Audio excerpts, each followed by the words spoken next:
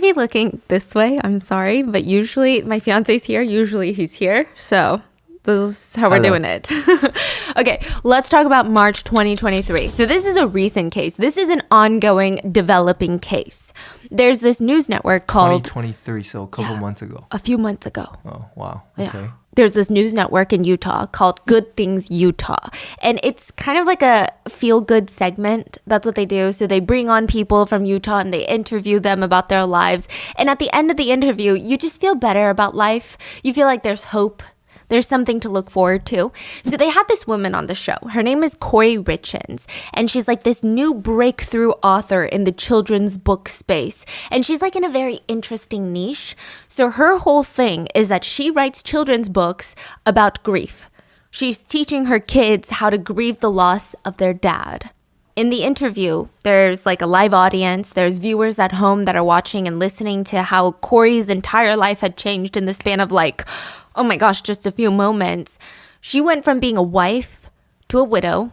She went from like being a mom to this huge family of 5. So they have 3 sons together. And now she's a single mom trying to cope and trying to teach her kids how to process these very, very big emotions that, you know, dad is no longer here because he's passed away. So you're talking about 3 sons and 2 daughters? No, just 3 sons. You say 5 kids. Family of 5. She said it was really hard to find like a children's book on how to cope with grief. She said, I just watched the struggle that my kids were going through, but I just wanted some story to read to my kids at night. And, you know, I couldn't find anything. So I thought, let's write one. She stated, you know, grief is about making sure that their spirit is always alive in your home. It's explaining to my kid that just because dad's not here and he's not present with us physically, it doesn't mean that his presence isn't with us. Dad is still here, just in a different way. My husband passed away unexpectedly last year, so it's March 4th was a 1-year anniversary for us, and he was 39. It completely took us all by shock, and we have 3 little boys, 10, 9, and 6. My kids and I kind of wrote this book on the different emotions and grieving processes that we've experienced last year, and, you know, hoping that it can kind of help other kids. The interviewers, they all feel their eyes starting to water because, I mean, just listening to how shocked she felt. I mean, he passed out of nowhere. It was so unexpected. It wasn't a slow death. It's not like he was diagnosed with a terminal illness. She was blindsided. And to help her kids through that, it just felt like a lot. And she said that writing this book was a welcome distraction. It was a way for her to put all of these emotions into something that could help other people, into something that was beautiful. And cut. The cameras were off. The interviewers, they shake Corey's hand and they give her words of encouragement like, your sons are so lucky to have you. You're an amazing mom. Don't sit. No, you're doing the best you can. And they know that it's going to get easier. They're saying all these nice things.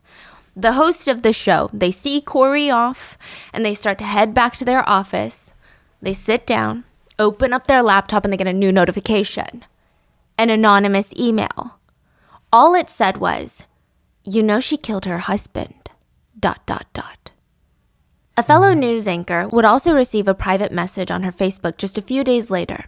A few days after the segment went live. And the whole message, it just read, you need to investigate her. She's a suspect in the husband's murder. The staff at Good Things Utah had just spent the day with an alleged murderer and had absolutely no idea. And soon they would find themselves back on the topic of Corey Richins' new book, but this time they would be updating their audience that she was in jail for murder. This is the case of the viral case of the, quote, child book killer.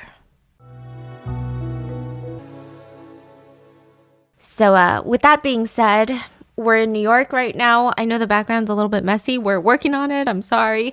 But as always, full show notes are available at rottenmangopodcast.com. A few things to note. At the time of filming this case is still ongoing and there are new developments like every day, every single week. I mean, truly, this case has a couple of upcoming hearings and I'm guessing it won't go to trial for quite a few months, but there's been a lot of new things that have been coming out. There are also 3 young kids involved in today's case, and we're going to be protecting their names, their identities for the purpose of this episode. And since the trial has not concluded yet, the individual in custody has yet to be proven guilty beyond a reasonable doubt. So any new evidence that comes up could refute some of what we know now, some of the evidence that we have as of now.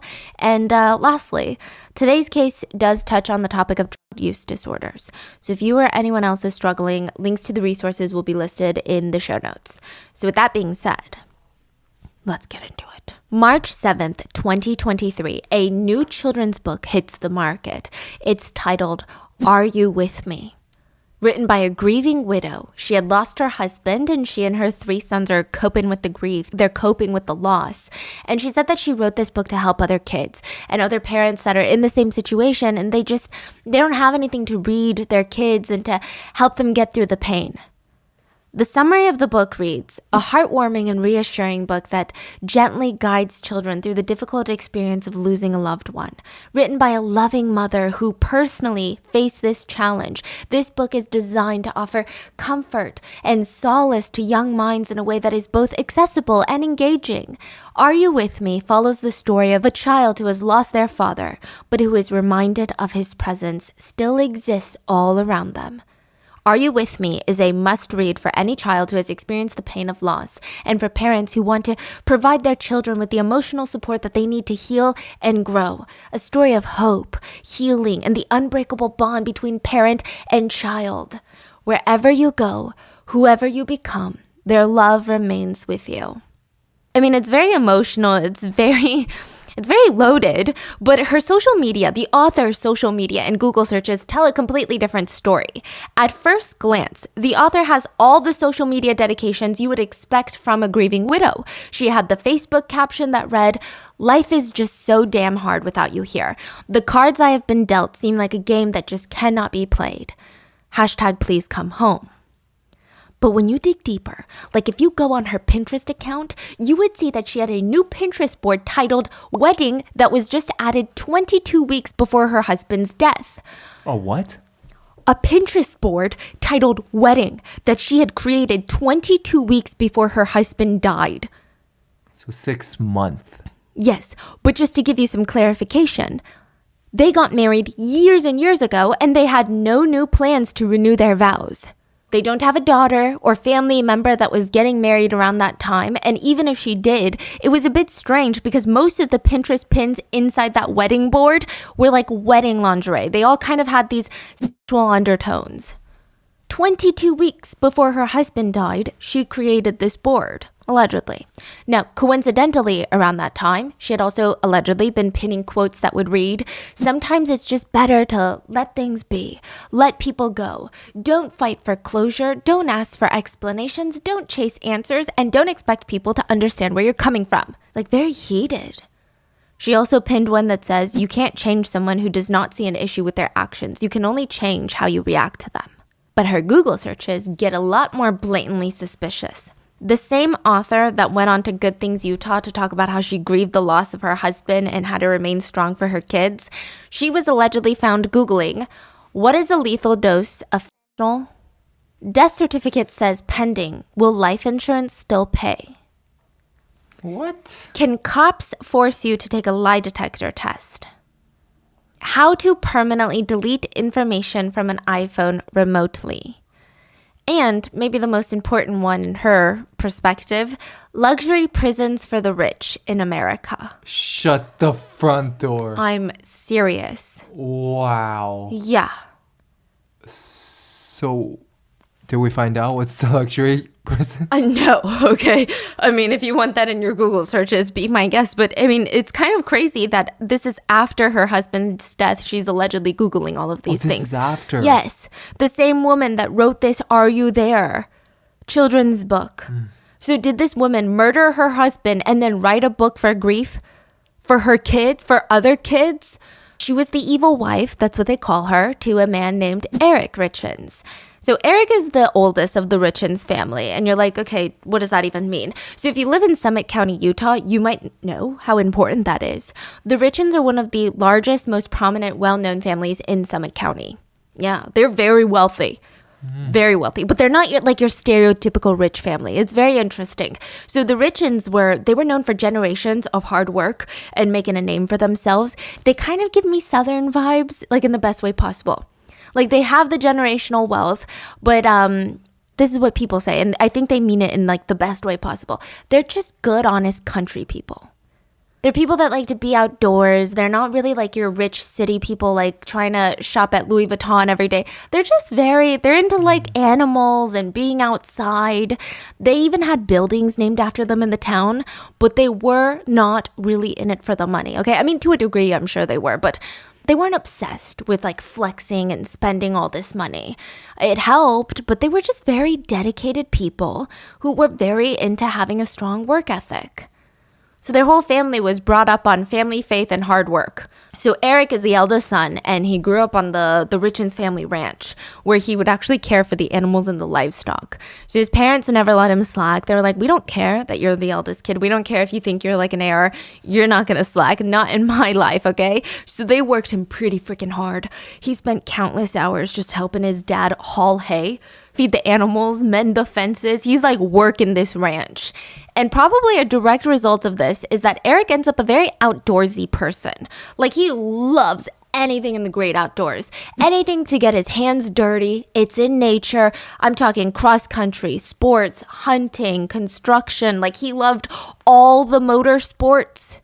Probably not Formula One, maybe Formula One, but like he loved like ATVing, like that kind of motorsports. So like when you think of boys and their toys, like you think of trucks and Nerf guns, but like men and their toys are just bigger versions of that, okay? So he like loved the guns, the boats, the snowmobiles, the ATVs, and this is exactly what Eric loved to do in his free time. He was not afraid to get dirty. He was always on the go. He owned like four-wheelers, side-by-sides, trucks, snowmobiles. I mean, just a whole very expensive collection of toys. And due to his hobbies, he actually broke some records in the family. Yeah. He had the family record for the most rolls in a vehicle. Most wheels? No, like he would crash and roll. Oh. Yeah. Oh. That was like a thing. Okay, they counted. So I guess if you roll twice, that's like 2 rolls on your sheet. Are you talking about accident? Or? Yes, Oh, just okay. like pure accident. He had the most collisions in a motorized vehicle, record for that in the family. And after an accident, he had the record of the family member with the most amount of stitches. He had 200 stitches on his face after an accident. Yes. And according to his family and friends, there was like never a dull moment around this guy. Whether it be him showing up to a family dinner with no socks and no sleeves on his shirt, and you're like, Eric, you're missing sleeves. I know, like it looks like you like ripped them off. He's like, oh yeah, I was driving down the countryside. There was no bathroom, so I had to use that.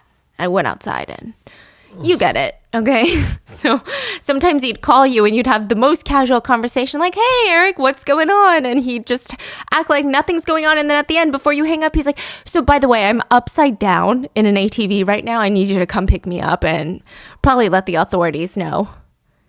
You're like, okay, maybe you should have told me this in the beginning. So he was someone that really liked to surprise people, you know? You just never knew what you were going to get with this guy. So after graduating high school, Eric goes on a 2-year mission trip to Mexico City, and he learns Spanish fluently. I'm telling you, this guy lived like 25 different lives. And everyone in Mexico City called him Rico while he was there. And they did it in a very like endearing way. Everyone there could feel his appreciation for Latin culture, and they just really liked the guy, okay? He was a people person, but not even the way that most people are. Like, meaning people person means like you're good with people. Eric didn't even have to try. I think that's what made people like him. He was just very naturally likable. He was a walking party. Even when it came to serious things like work, working with Eric was always a good time. Eric would come back from his mission trip and he started his own business with a good buddy of his named Cody Wright. So the two start this successful masonry business from the ground up. And it was called C&E Stone Masonry. They would essentially install walls. But it's not like the walls that you're thinking. It's not drywall. But I'm talking these crazy concrete walls, these stone walls like outside of your home. Kind of more aesthetic, like very fancy fireplaces, patio walls, walkways. Typically they worked with stone. Okay. So, like those like very intricate. Yeah. I mean, it's considered like a specialty contractor. They were more like artists than anything. And they're really good at what they did. People were constantly coming for them to sign big projects on massive homes, office buildings, everything. From what I could tell, Eric seems like the type of person that I would want to work with. Because, when you're like in this construction business and you're hiring a contractor and you're debating between two firms, there's just always that person that doesn't make you feel dumb and you feel like they actually care about your home and they're like trying to sit you through every single process. They're passionate, they're patient. That's Eric. He put 100% of his effort into every little project that he had, including falling in love. Eric's first marriage was to a woman named Julie. They were married in 2005. They divorced 4 years later, and people said the divorce was really bad. Like really, really, the word that they use is unsavory. It did not end well, and just 2 years after their divorce, Julie was killed when she was rear-ended from behind by a massive truck going 70 miles per hour. Julie's death is not completely unrelated to this case. Okay, it has nothing to do with Eric's death, but I would say that it's related to this case because, let me just give you the rundown. Her killer was a man that was high on marijuana. He literally had smoked it in his car and the smoke had frosted up the window. And instead of slowing down when he couldn't see, he sped up and was going 70 miles per hour when he hit Julie. And she ended up passing away. Now, like I said, the tragedy is not directly linked to Eric's death, but I would say that it's a huge part of Eric's life. We don't know exactly how he was impacted by his ex-wife's passing, like sudden passing, but I imagine it did something. I imagine it was emotional to a degree. And a big part of how Eric's family responded to that, especially Eric's mom, they just got fiercely protective of Eric. Like, I think it just, when you see someone who's so kind and is such a nice soul and they go through so much heartache, it's almost this primal instinct where you're like, I gotta protect this person. I literally have to shield this person so that they don't experience any more hardships in life because they don't deserve it. That's kind of the feeling that Eric's family had. So Eric was heartbroken and the family feels really, really bad. Yeah, it seems like it. So by the time that Eric is 32, he's divorced. He wasn't really dating much. He didn't have children, which he wanted. And he was just so focused on his work. That's all he was doing. I think it was just hard to find someone that he clicked with. Especially as you get older, you become stronger in like your beliefs and what you like and who you are as a person. It's harder to be impressed by someone. Like it's harder to find someone that ticks all the boxes. Home Depot changed everything. Home Depot. This sounds like a Wattpad story. Just follow me because it's real. Eric is at Home Depot. Again, because he's a contractor. He's always at Home Depot. And he goes to the same one every single time. He actually had an older family friend, Linda King, that was working at Home Depot as a cashier. She's like the mom of Home Depot. That's how everyone saw her. All these contractors would come in every day for work. She would take good care of them. Even if her line to check out was the longest, all of them would wait in line to have their little moment with Mama Linda. And Linda really, really favored Eric. She said, working at Home Depot, you get a lot of these contractor guys, and some of them are really aggressive. Some of them feel like you don't know what you're talking about. Some of them get so upset when you do one thing or they gotta wait a little. Never Eric. He was never mad. I mean, even if he had to wait around for an hour for something, never mad. He'd just walk around talking to people. Yeah, just a very nice guy. He was so kind. He would uplift the mood at work, even though he doesn't even work at Home Depot. And one day, Linda spots Eric in her line as usual. But as he's waiting, he keeps kind of like side-eyeing the next cashier over. The new cashier. She's young. She's pretty.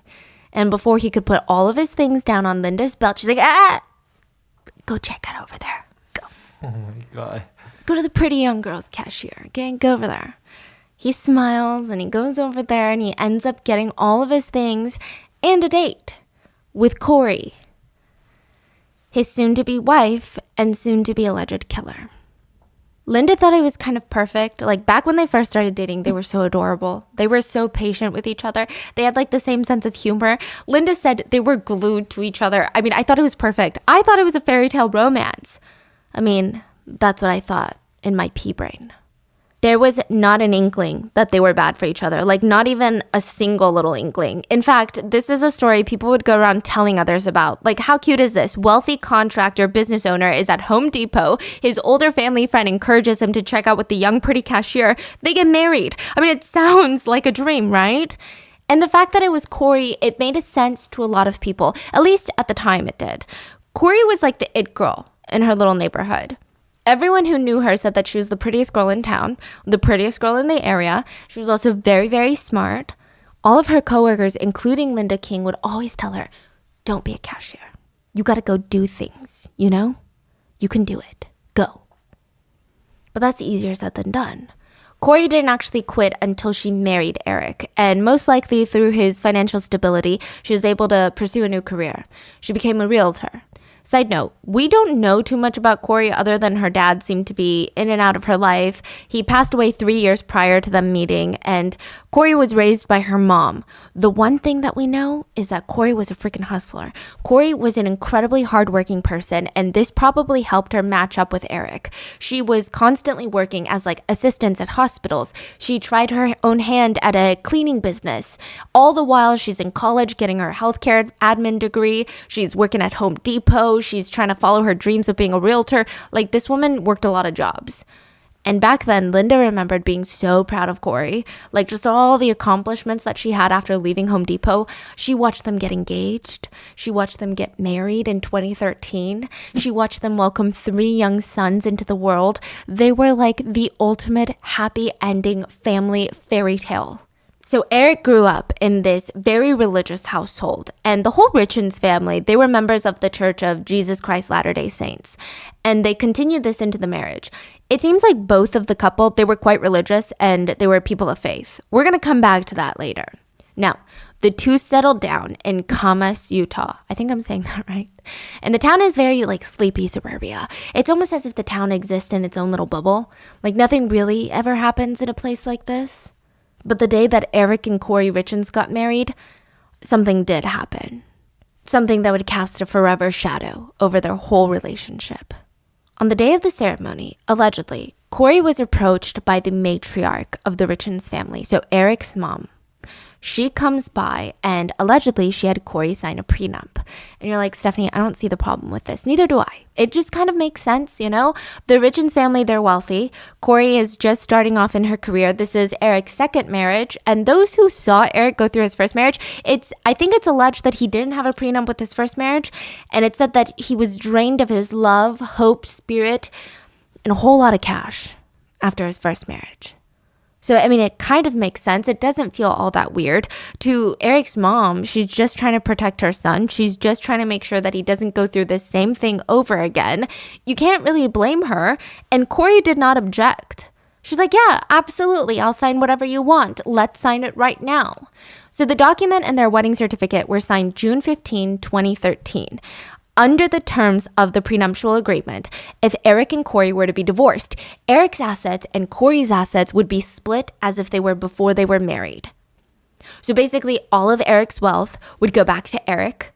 Any houses, rental properties that he had, they would all be Eric's. Any cars, vehicles, all of that. And then Corey's wealth would stay Corey's. It's definitely a bit more complicated than that because there's like community property and all these things. But that's the main gist. What was Eric's, and what was Corey's was Corey's. Now, Eric's mom ensured that there would be no mistake in case of a divorce. Like, there would not be another repeat of Eric's first marriage.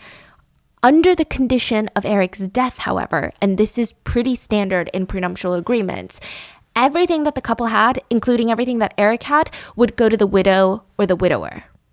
Again, very normal for a prenuptial agreement because, you know, when you divorce, of course, you don't want your partner to get your things, I guess, because you're divorcing because you don't like them, right? But when you die, you want to make sure that they're taken care of.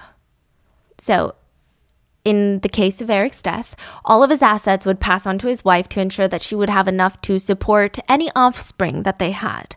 Now, most people drafting prenups don't assume that their spouse is going to kill them for it. And clearly, Eric's family, they all had Eric's best interests in mind. There was no way for them to think that that specific clause would become suspicious or twisted or demented later. Again, it's very normal in prenups. However, Allegedly, Corey remembered that clause from the beginning. Allegedly. Like literally the day that they signed their marriage, it was probably very clear to her that her husband, Eric Richins, was more valuable to her dead than he was alive. Here's the crazy thing though, okay? The prenup was just there. It's there for protection. It's not like he was cheap about their marriage or their relationship or even their family. Like Corey got a lot of financial benefits being married to Eric. She was living in a multi-million-dollar house that she wasn't really paying for. She got work connections. She had the ability to buy her kids whatever they wanted. Eric made sure that his family never wanted for anything. Like he was not shy about pouring his money into the family and even pouring his time. Like not just financially, he would spend a lot of time with his sons. He did his absolute best. In any sport that his son was in, like all three of his sons, because I'm sure they're doing all different sports, they're all in different grades, he was always the assistant coach or the head coach on every single team. And all the other little boys were so jealous. He was the cool dad that everyone wanted. He was always involved. He was so good at sports. They're like, Dad, why can't you be that good? Come on, get up off the bleachers. Look at Eric. That's the type of dad. And parents even loved him too. Because Eric was not the type of captain that would go in there and be the coach and be like, okay, I'm going to put a spotlight on my kids. I'm going to make my kids look good. He actually encouraged every single kid to do well. And he was just so excited to take his kids fishing, to help them learn archery. Like he was just obsessed with being outdoors and he brought his sons into it. He just really knew how to manage his time and he had a very successful business on top of all of this. It said that he would even help his wife, Corey, with her business ventures too. So side note, I hate attributing a woman's success to a man or a husband, but I do think that Eric helped a lot in her career. And let me tell you why. When you're a realtor, especially in a place like Utah, Utah, from what I hear, is such a well-connected place. Everyone knows everyone. Everyone's got a friend in every industry, right? To build up your clientele, so incredibly difficult. But very, very quickly, Corey was successful in selling and closing in a lot of luxury homes in Utah. My speculation is I imagine the Richins had a lot of wealthy friends, so it's probably quite natural for them to be like, oh, you're buying a house? Well, Eric's wife is a realtor. Like, here, let me give you her number. She was doing so well, in fact. She started her own real estate company called K. Richins Realty in April of 2019. Wow. Yes. So again, very, very hard for a new up-and-coming realtor to make that much progress. Yeah. She starts her new venture and it's flipping homes. It made a lot of sense business-wise. So with Eric's contracting business, his knowledge in the industry, his connections, and Corey's real estate license and her ability to gauge prices in the area and see what's up and coming, it just kind of made sense. So she's doing very well herself at this point. Very well. She's making money, has her own business. Like, it doesn't seem like she's struggling financially. Not at all. Yeah. So on paper, they were like the power couple duo of real estate, and it said that they made quite a bit of money flipping homes, and I'm sure that, well, I speculate, this is a personal speculation, that most of the money would be going to Corey because it's under her business. And like the prenup, Corey's wealth is Corey's wealth and Eric's wealth is Eric's wealth. So they would purchase these cheap homes, renovate them, put them up for sale for so much more than what they bought it for, and they would pocket the profits. Then they would repeat. Both seemed to be involved in the business, and a lot of times it would lead to fights. The most recent one prior to Eric's death, literally like days before Eric's death, was about a McMansion from hell. Let me tell you, okay, this McMansion from hell is a $2 million mega mansion, but the type of ones that look mega produced, overscale, a mini castle, but just like you go on Photoshop and you just widen it and you lengthen it. It just looks like a very kind of a weird looking house. Okay. It's a McMansion. It's a pretty tacky home. But not only that, for $2 million, it's not even finished. It's just walls and windows. There's no drywall on the inside. Everything is that like scratchy wood. There's no flooring. There's no lighting. I mean, it looks like the house is probably made from very cheap materials. Just everything, looking at pictures of this house, it screams a money pit, and I'm not even in the real estate business. The house is sitting on 9 acres of unlandscaped land. There's no pool, there's no landscaping, there's no fence, no gate, and it's not in an established neighborhood. It's, if you look at a Google Maps picture of this McMansion from hell, it's smack dab in the middle of nowhere. I would be terrified to live in the middle of nowhere like that. And I'm not talking the middle of nowhere as in like, oh my God, it's like the countryside. No, that's beautiful. I'm talking, it looks like you drive off a highway and there's like businesses nearby and you drive down a road and then it's just your house, no other houses. Just like you and 9 acres of unfinished land and an unfinished home. Can you just imagine how much money needs to be poured into a project like that to flip it? And then when you flip it, imagine how small your clientele, your potential buyer pool becomes, because how many people buy $10 million homes? How much could you really sell it for? And the amount of time that you would have to pour into this project, it would be a behemoth to finish. It was honestly a dumb idea. Everyone who knew anything about real estate was like, that's a really dumb idea. There's a reason that no one's buying that unfinished house. And she bought it? She was like, I need to buy it. She just love it. She loves 20,000 square feet of unfinished home in the middle of nowhere. And Eric is like, that is the dumbest business idea I've ever heard in my life. We are not buying that. Like, that's not happening. There was even a guest home that's also unfinished. Like, can you imagine the show that you are getting yourself into, the black hole of money spending? Like, oh my gosh, I don't even know if banks want to be involved in this. It was bad. And you would think that if Corey is going to take advice from anyone, it would be her husband, who has a very successful multi-million-dollar business that's connected to this industry, that's almost directly related to the real estate industry. Corey was hooked on this house. Hooked. I don't know if she thought this was going to up her prestige in the business world, where she goes from a regular house flipping person to a real estate developer, if that's what she's imagining in her head. I don't know why she's hooked on this home, but she's like a dog barking up a tree, cannot get over this house. Now, can I just say something? I don't even think that she's that great at her job. So I don't think that she would be capable at flipping this $2 million house. And that's a personal opinion, but I will back it up with something. Lawsuits were filed against Corey by a couple who bought a home from her. And they stated that the house was sold to them under the impression that it was fine, but it had significant leaks and toxic mold growing in the home. And it said that these were pre-existing conditions due to improper installations. So these are hazardous levels of fungus in the basement as well as other areas of the residence. And they didn't find out through inspection? No, I guess not. And it's... Then that's inspection's problem. Okay, mister. But they're saying that Corey knew.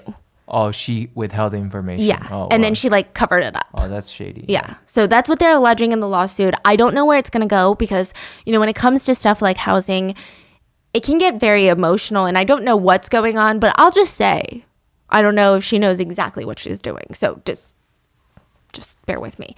Eric vehemently denied his wife's request to purchase and flip the McMansion from hell. I feel like he had to be involved. He was involved for some reason. It's not like Corey could just go and close on the house herself. He was involved, and I'm not exactly sure why, and I'm sure it's going to come out during the trial. So the two were fighting so much about it that Eric decided that he would just go ahead and pretend to buy the house. He would put in a super lowball offer on the McMansion from hell just so he could show Corey, like, look, I'm doing something, all right? But he had zero intention of closing on this house. And if you've ever purchased a home, it's typically a long, drawn-out process where you have banks, inspectors, realtors, everybody's involved. Putting in a lowball offer is basically doing nothing because most likely the sellers won't take it. And even if they do, there's contingencies, there's inspection periods. It's a lot. So Eric tells his family that he has no intention whatsoever of actually purchasing this home. He was going to be telling Corey very, very soon. So that means Eric is about to deliver some very bad news to Corey. March 4th, 2022, Eric is found dead. And there is a discrepancy in the 911 call. Some say that it is more than a discrepancy, it's a blatant sign of guilt, but I will let you come to your own conclusions. March 4th, 2022, 3 a.m. 911, what's your emergency? The call was coming from the Richlands residence, and Corey was explaining to dispatch that her husband was cold on the floor of their bedroom and she was freaking out. She thought that he was dead.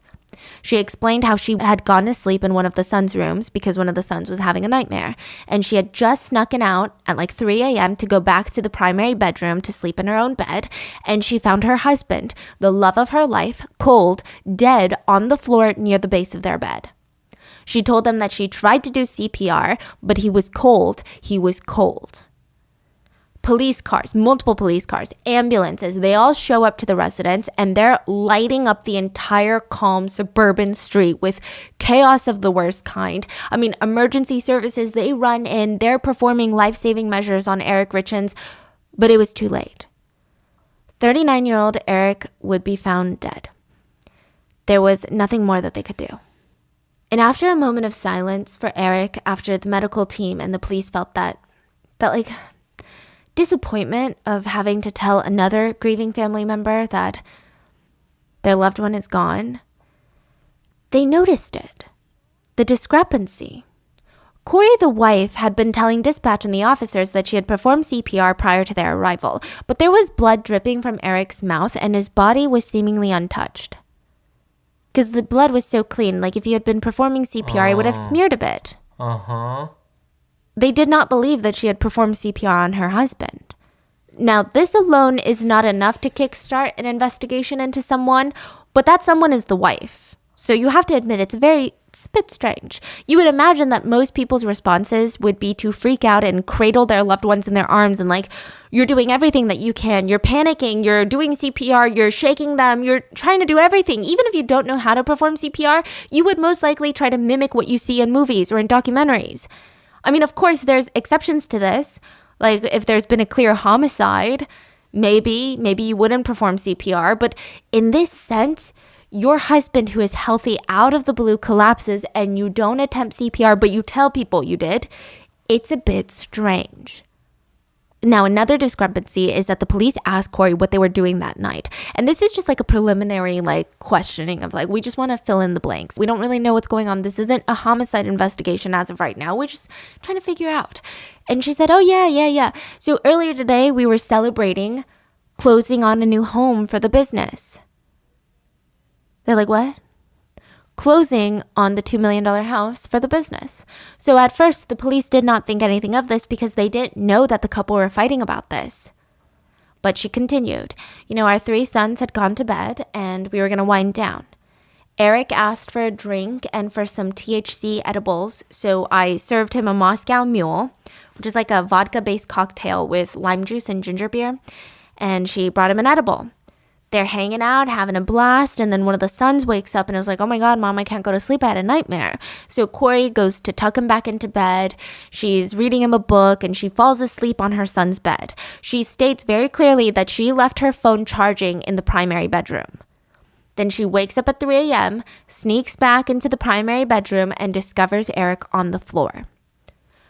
So the first discrepancy is she said that she performed CPR. Police do not believe that. Later, the authorities find out that they would not be celebrating the closing of this house because Eric never wanted to close on this house. So that's another discrepancy. And what's crazy is the day after Eric's death, Corey Richins would close on that $2 million McMansion from hell. And with that, the police would slowly but surely unravel the ups and downs of the couple's very dangerous relationship, including the Grease incident. Let's talk about the Grease incident. So as a sister, I have a sister who's married. I can kind of tell when my sister and her husband are going through some rough patches. And it's typically like my sister will tell me about it, or I just kind of get a feeling that they just seem more tense. And most likely it's like an unforeseen life obstacle, or like when they first had kids, their identities are shifting, they're becoming parents, but nothing is too alarming about it. Like you expect that in a marriage. It's not going to be great all the time. But Eric's sisters were shocked at just how bad Eric's marriage was getting. He informed his sister that he would be making her the beneficiary of his will and estate. So even if he died, Corey would be getting nothing. Wow. Yes. Not only was he going to make her the beneficiary of his will, but he was going to move all of his assets into a trust, a living trust, that she would be the benefactor of, or the whatever of. Has he done it yet? Yes, he did it. Oh 3 my years gosh. before he passed away. Like secretly? Secretly. Wow. And of course, the sister's going to ask, like, oh my God, like, whoa, what's going on? Why would you make me? I mean, you can trust me. I'm not going to say anything and I'm not going to do anything with your money, but something must be going on. Like, you don't just do that. You don't just do that to your wife if nothing happened. He states that Corey had allegedly started stealing from him back in 2016. She was taking money from Eric's accounts and racking up debt in his name without him knowing.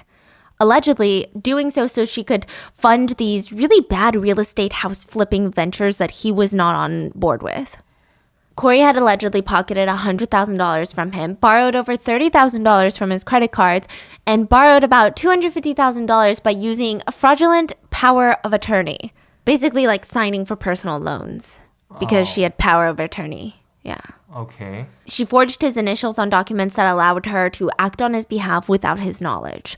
Court documents filed by prosecutors don't disclose the exact date that Eric found out about Corey stealing, but we know for sure that by October 2020, Eric had met with a divorce attorney and an estate planner. It said that Eric confronted her about it and Corey admitted to taking the money. She apologized to her husband and all of that, but she probably had her fingers crossed behind her back because she just kept doing it. Like, she was not going to stop anytime soon. Allegedly, she went as far as taking money that Eric had set aside for federal taxes.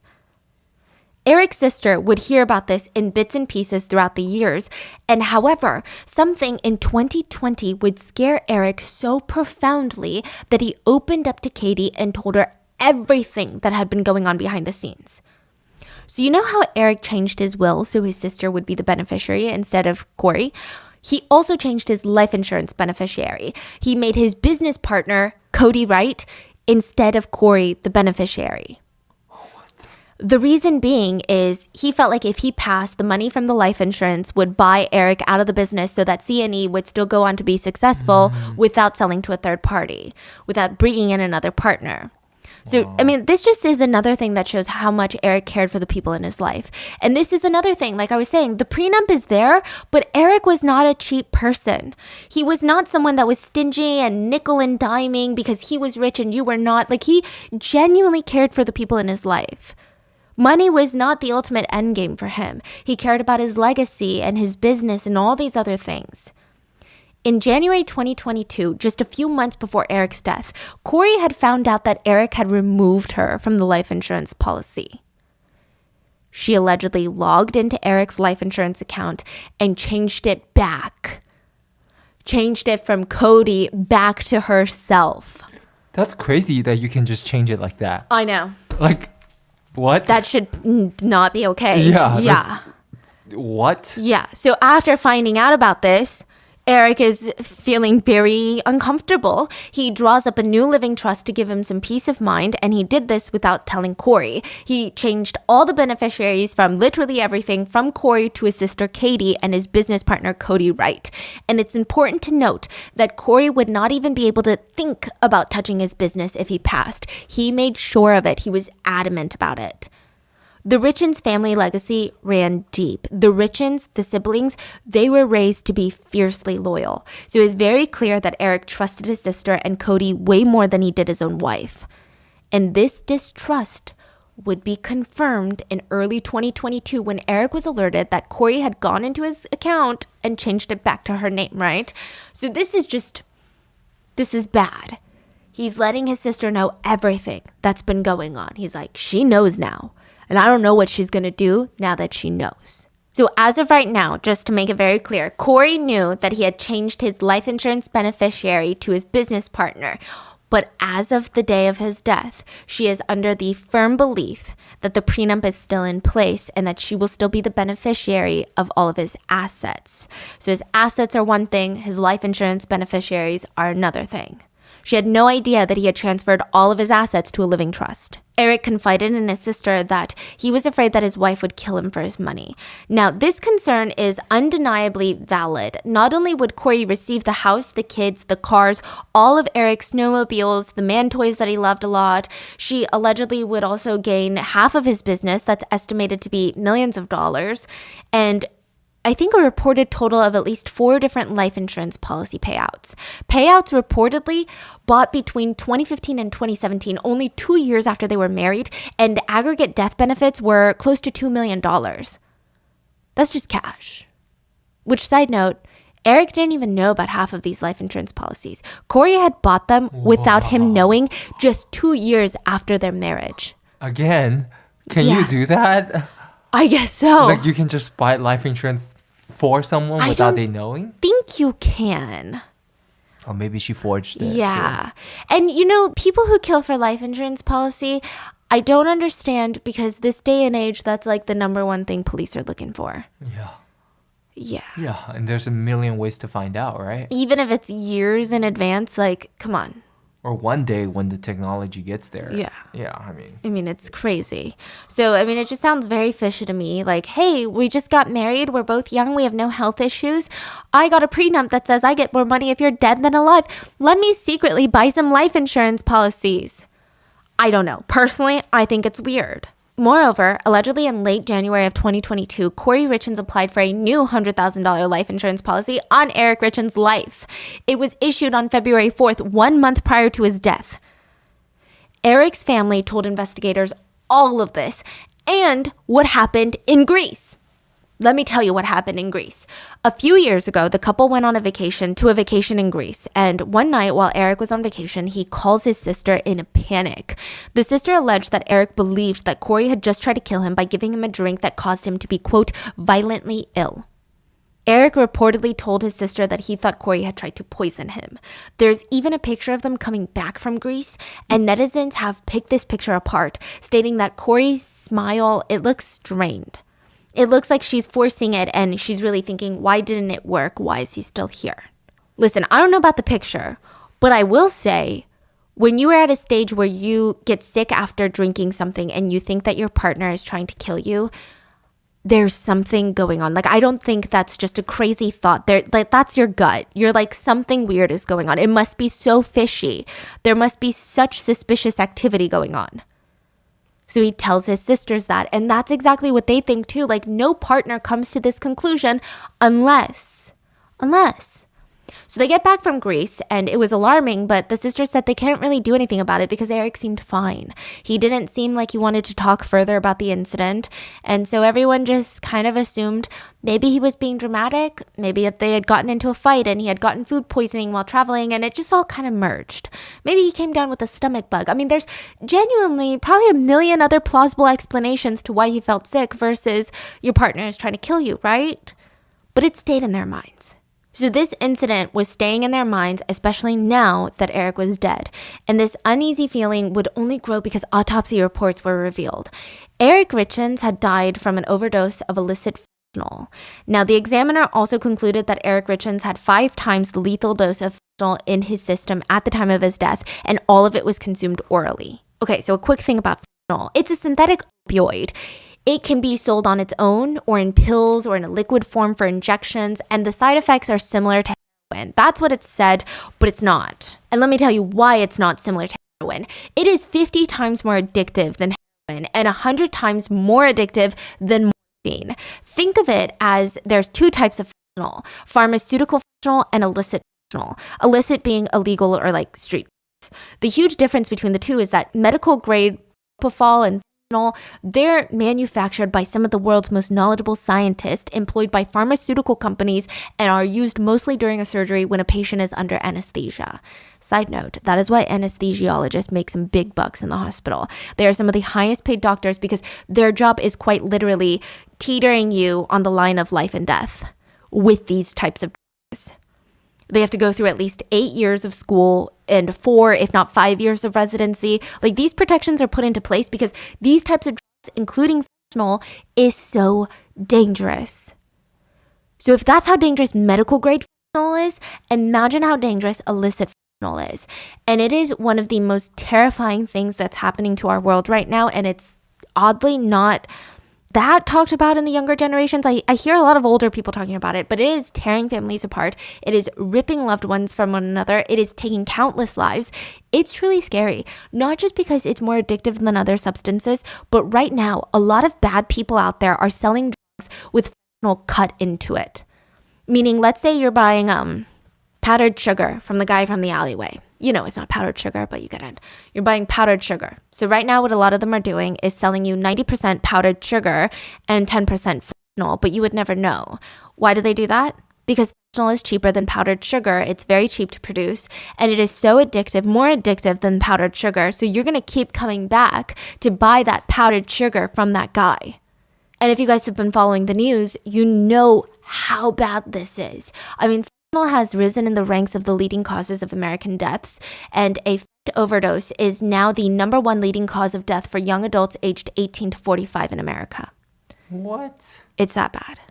It's like a serious, serious epidemic right now. And how this applies to Eric's case is authorities are able to distinguish between the two in one's body, whether it's medical grade fentanyl or illicit fentanyl. And Eric's was illegal fentanyl. So they had to run through all the possibilities. Maybe Eric is abusing other substances that had been cut with fentanyl and he died from an overdose. Maybe he took the drugs and the fentanyl knowing that he would die. I mean, there's just a lot of possibilities that they have to run through. The police bring in Corey and they ask her, this is like immediately after his death, is Eric on any medications? Again, I think they are trying to get the right answer from Corey, but they're also trying to gauge her reactions and how someone responds to these types of very regular questions. She stated that Eric was indeed on some sort of medications, but she had no idea where they were. She said, and I quote, "The maid just puts them in random places." She followed this up by informing the police that Eric had, quote, "a pain pill addiction in high school, but I don't think he's had any substance abuse issues since then." Kind of planting a seed. So a few weird things to note, okay, about her response. Corey and Eric had 3 little children at home. So if there are young kids in the house, why aren't the meds being put in a child-proof location in a specific spot? And how are you as a mother just so casually saying, "I didn't know where they are, the maid just puts them in random places"? You're a mom. Like, that sounds insane to me. And second of all, most people are saying, if I had a partner that just died, I'm not telling the police that he had a substance abuse problem in high school, even if it's true. I'm not telling them that.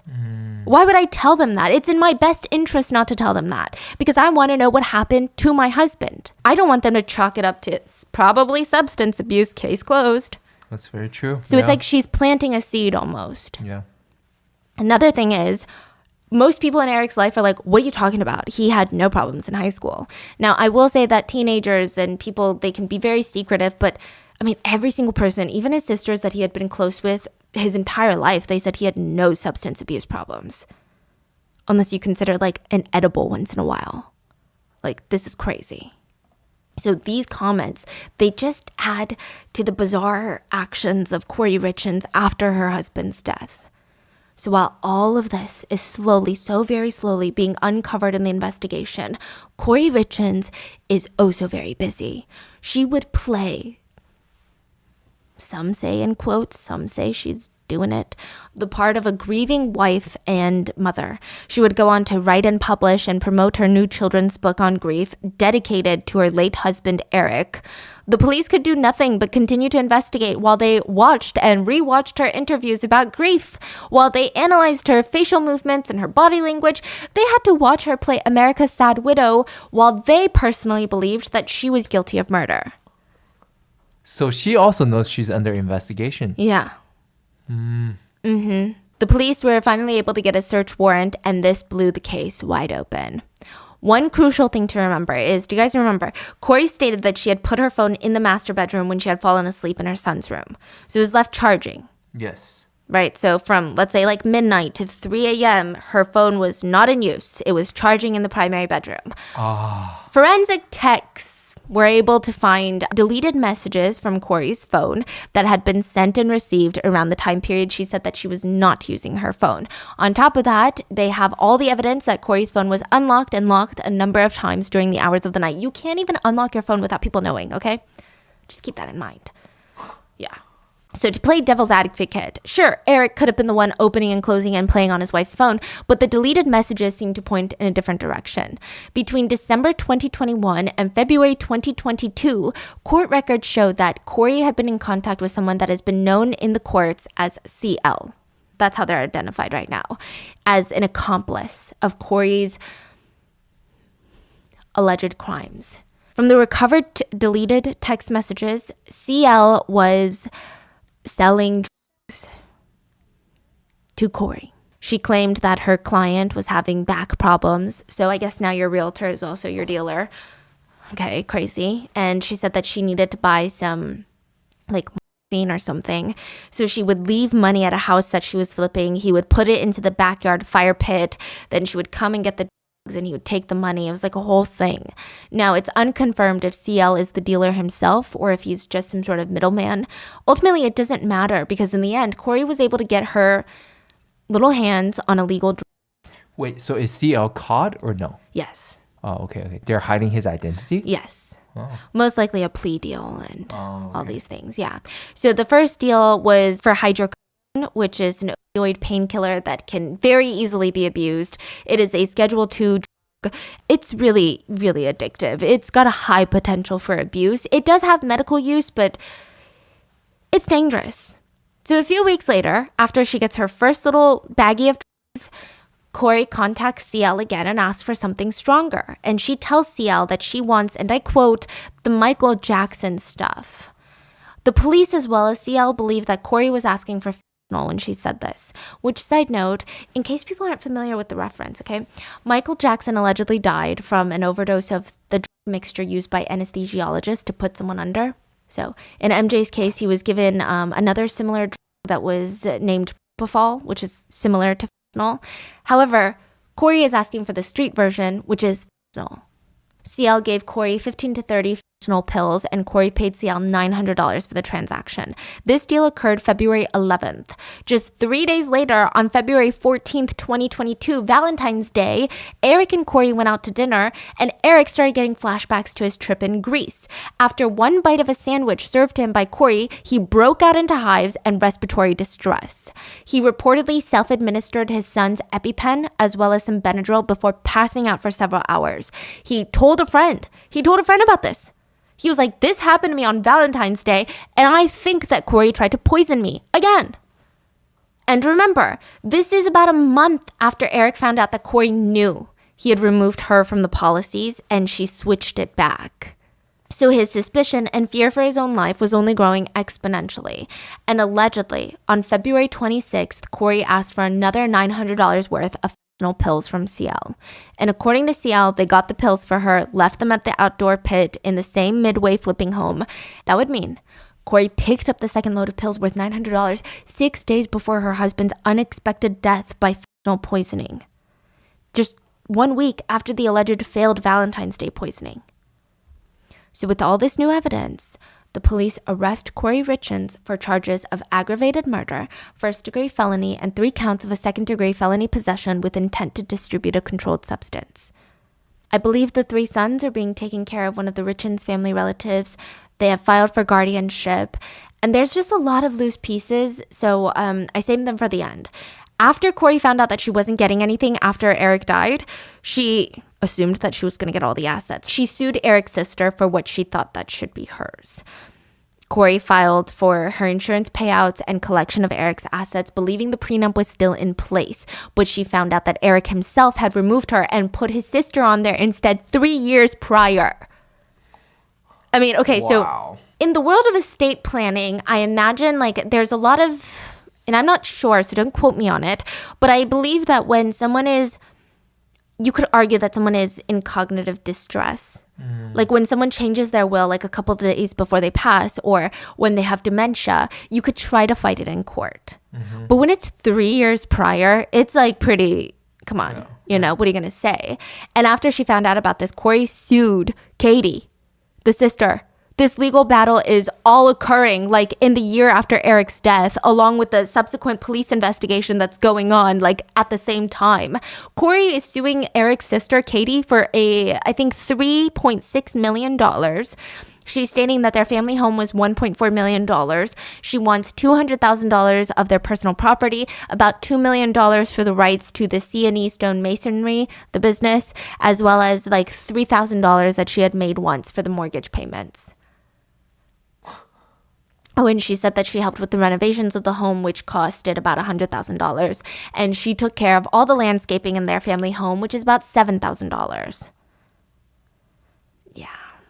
She maintains that Eric had no right to transfer her share of the property into the trust, and he did so with the intent to hinder, delay, or defraud her. Yeah.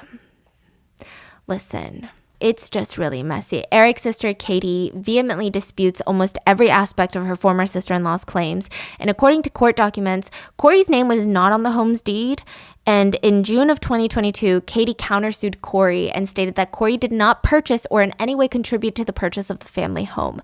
Evidence of this was the fact that she was just a cashier at Home Depot, and like, sure, she could have saved up money, but like, it's a very expensive home and there's no proof that she had contributed that much money, if that makes sense. Katie also states that she's not trying to get money from Corey by filing this countersuit. She simply wants the claim dismissed and wants the attorney fees and court costs paid off. That's it. What's even crazier, it's also been alleged that the morning after Eric had died, the day that Corey had closed on the McMansion from hell, she held a gathering to celebrate Corey's new business venture. The day after the death? Yeah. Wow. So there are allegations that Corey physically assaulted Eric's sister once she found out that she wasn't getting any assets, but the only source I could find on that claim was the Daily Mail, so I don't know. We just have to wait and see where the lawsuit goes, as well as the trial. The case went very viral because, well, you have the children's book, the interview that Corey had on Good Things Utah, and a lot of netizens have picked that interview apart. They noticed that Corey was strangely wearing this big brown leather jacket with a hood. There's a reason you never see people on TV wearing hoods, unless it's for a show. Like for an interview, you never see people wearing hoods. What's a hood? Hoodie? Like a hoodie. So she's wearing a hoodie and then a brown leather jacket. You don't see that outfit a lot on cameras because it's very heavy for these interviews. It's like up to your neck. It kind of makes your proportions not look great. She's also sitting with her legs crossed and her hands holding her legs. And a body language expert named Patty Woods said, again, this is not very standard clothing for an interview. And typically, like, these producers will tell you like kind of the general vibe of what to wear, right? And she wore this. She wore these heavy things. She wore these colors. She wore the hood because what it does is it protects someone. So like you ever feel anxious or you ever feel like you're doing something that maybe you feel like you shouldn't be doing, you probably feel more subconsciously comfortable in a hoodie where more of your body is covered. Like your neck is a little bit shielded. You feel like not all of you is exposed. Netizens were also very quick to feel like she wasn't that emotional during her interview and she wasn't wearing her wedding ring, which again, it could be very normal things, but it just kind of rubbed netizens the wrong way in hindsight after she was arrested. Now, the body language expert, again, in hindsight, said that she just doesn't seem very passionate about her message. Even when she's talking about her kids, she doesn't smile genuine smiles. She doesn't move forward towards the host, which is like a sign of I'm opening up to you, I'm being vulnerable with you, and I'm very attentive. It just felt very detached. Again, as for body language, I'm not a huge fan of picking it apart, and everything can make sense in hindsight, but I just wanted to include it because I know a lot of you guys would want to know. Now, a lot of people also believe that Corey's book title and theme are also revealing. One netizen wrote, I feel like she wrote the book to minimize what she did. It's almost like, see, he's still here. It's not that big of a deal that he died. It's fine because he's still here. So I guess they're saying like psychologically, the content of that book is also kind of strange. I don't know. I'm also just curious about why she wrote a book. Okay, so there's some speculations. The main speculation people think is that she wanted to profit. She did the murder for money. Allegedly, she murdered for money. And now she's thinking, okay, this is my way to fame and money. And technically, it's a very marketable background story for a children's book author. Wow. And then some people say that it's probably a mixture of that and she's a narcissist. That's like just pure greed, right? Just That's pure like evil. Evil greed. One Like- more thing. Yes. You were saying that she was looking at weddings? Yeah. Okay. So it is alleged that she was probably having an affair. And this was the perfect way for her to be a rich bachelorette who could go on and move on with a new man or be single again. Yeah. Okay. Because a lot of people in their lives also allege that she was having an affair. There was recently a trial hearing a few days ago, and side note, Corey pled not guilty. But Amy Richins, Eric's sister, shared a victim impact statement, and she said, Eric is gone, and I'm brokenhearted. He was my best friend and protector. I can never talk to him, never hug him, never even be a part of his life. She also alleged that Corey would tell the kids that Eric, their dad, didn't like them and that the Richins family were evil and didn't like them. And she would constantly try to use the kids to her advantage. She would constantly manipulate them into being away from their own father and the father's side of the family. And she said, I never knew evil like that existed. How can someone value human life so cheaply? I cannot comprehend it. I just feel bad for the family because it doesn't seem like Corey is going to go down easy. So far, her attorneys have alleged that Eric had been cheating on her as well and that he wanted her to be a stay-at-home wife and homemaker. And because she was so successful at her real estate business, he was feeling threatened. Yeah, she's also making a big deal and stating that she believes the Richins family hired a PI to stalk her before the arrest. So, I don't know. I think it's just going to be very messy. And it's just ultimately like the kids are the biggest victims in this. But that is where we are now. And as for Eric Richins, not only was Eric an amazing member of his own family and a natural-born entrepreneur and a protector, but he was very faithful to the LDS faith. And from my understanding, it said that when a member of the LDS faith dies, they will join their God and their family later in eternal heaven, where they're joined by their kids, their parents, their siblings. And so I hope that he's there, and that one day after his children have these long, healthy, happy, full lives, they will be together again. So that's it for today's case. Please stay tuned for any updates, and I'm interested to see what you guys think about the case so far. But I'll see you guys in the next episode on Wednesday.